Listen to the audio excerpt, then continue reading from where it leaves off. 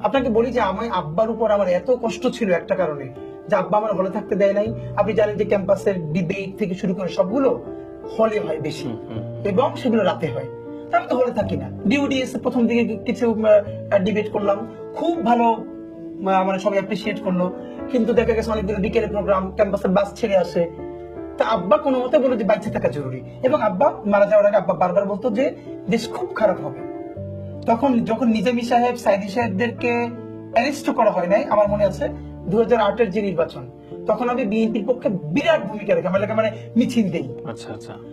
কিন্তু আব্বা বলতো একটু রইসো, একটু রইসো, কারণ আব্বা তখনই লিডিং পর্যায়ে। হ্যাঁ, আমি এবং আমার মনে আছে যে আমার এলাকা থেকে বিভিন্ন গ্রামে গ্রামে যে জনসংযোগ হইতো আমাকে নিয়ে যেত দুইটা কারণে। একে আব্বার যে হুজুরের ছেলে এটি হিসেবে একটা সোসাইটিতে মর্যাদা ছিল, আমি ভালো বলতাম, খুব স্লোগান ধরতাম, নিয়ে যেত সবার সাথে টিম করে করে গ্রামে যাইতাম রাত্রিরে।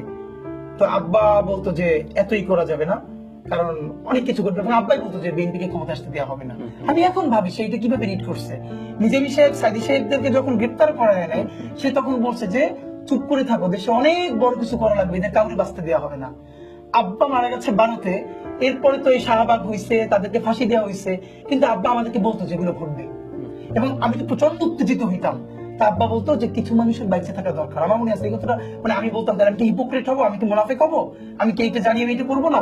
তখন আব্বা বলতো যে কেউ থাকবে না একসময় কথা বলার, একটু চুপ করে থাকো, যতটা ধৈর্য নিয়ে থাকা যায়, এভাবে বলতেন। আমার মনে আছে যে একসময় প্রচন্ড শিবির নিধন শুরু হলো, যখন আমি অনার্স ফার্স্ট ইয়ারে পড়ি, আমার যখন বড় বড় চলতে এলো পেলো, আমি গেছি কুয়াকাটা, আমার একটা ফ্রেন্ডের দোকান আছে, এমনিতেই বেড়াইতে। আমার ফ্রেন্ড দেখি কি আমার নিয়ে খুব বিব্রত হয়ে গেছে। কেন? মানে ওইখানকার ওর দোকানদারের সবাই মনে করছে আমি এই পাঞ্জাবি পরি, হালকা দাড়ি, এলোমেলো চুল, আমি মনে হয় ঢাকা বিশ্ববিদ্যালয়ের বিরাট শিবিরের নেতা, এবং এখন পালাইতে ওর কাছে আসছি। এখন আমার বলতেও পারতেছে না, অথচ ও আমার অনেকদিন ধরে রিকোয়েস্ট করে যাওয়ার জন্য আমার ক্যাম্পাস বন্ধ, আমি 2 দিন বেড়াইতে গেছি। মানে কি সামাজিক অবস্থা আপনি চিন্তা করেন।